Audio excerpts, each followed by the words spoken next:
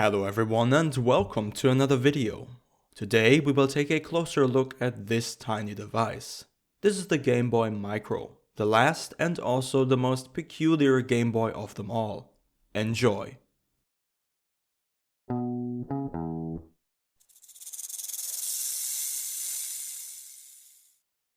The year is 2005. The Nintendo DS is 1 year old at this point, and it becomes more and more apparent that the Japanese video game giant is going to abandon its undoubtedly iconic Game Boy series in favor of the modern, innovative DS. But there's one final Game Boy on the horizon, a handheld unlike anything Nintendo has made before.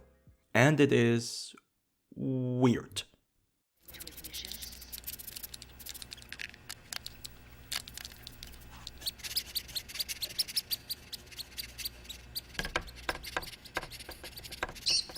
The new Game Boy Micro.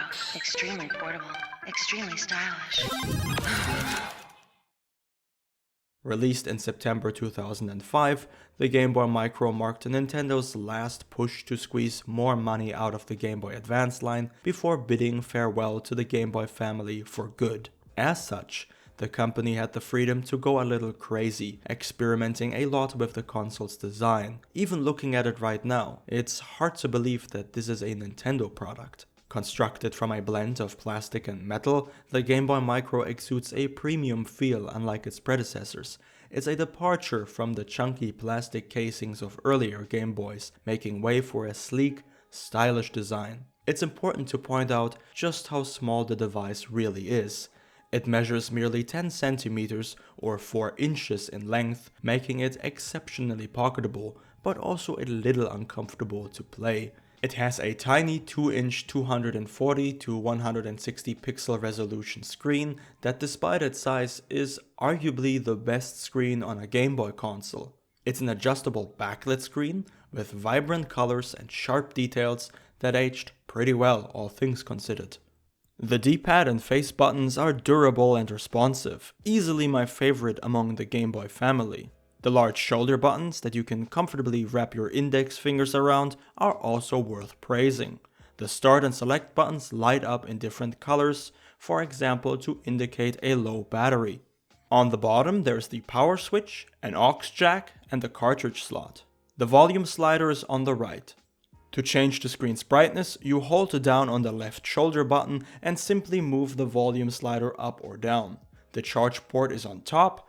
The Game Boy Micro uses a proprietary charger unique to this particular system. The internal battery can last anywhere between 6 to 10 hours, depending on the game and the screen's brightness. One notable feature that Nintendo liked to highlight was the swappable faceplates, allowing users to customize their console and give it a unique look. Overall, my initial impression of the Game Boy Micro was quite positive.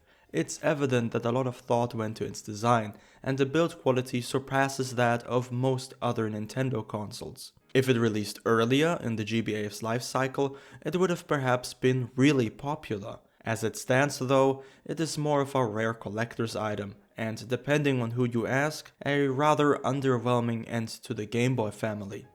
Personally, I'm not as critical of the console, as I appreciate its crisp, albeit small screen and excellent buttons. However, there are several drawbacks that prevent me from wholeheartedly recommending it to everyone. Firstly, let's address the price point. The Game Boy Micro stands out as the most expensive Game Boy Advance variant on the market today, with prices ranging from 150 to 300 euros, depending on factors like condition and the rarity of the faceplate. Second, the small form factor makes the device uncomfortable to play for long periods of time, and the small screen can become a bit of a burden in text-heavy games. Just a little larger, and I think it would have been perfect. And the third, and in my opinion strongest argument against the Game Boy Micro is the fact that it's not backwards compatible.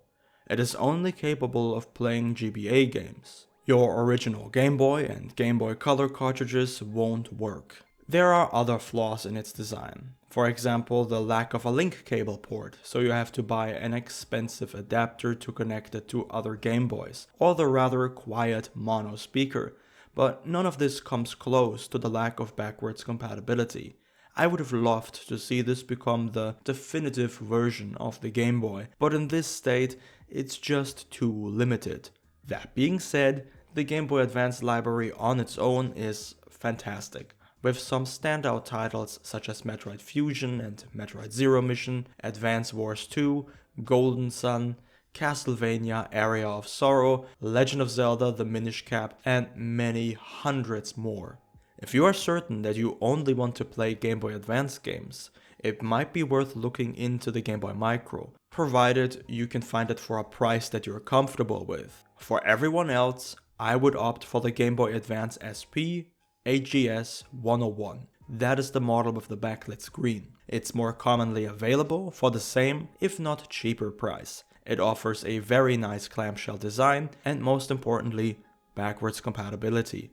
Let me end this video by saying that I do enjoy the Game Boy Micro thoroughly, but that's more from a collector's perspective. Regardless of my opinion, there's no denying that the Game Boy Micro is a unique, stylish handheld that breaks the mold of typical Nintendo handhelds, and that alone makes it part of an exciting chapter in video game history.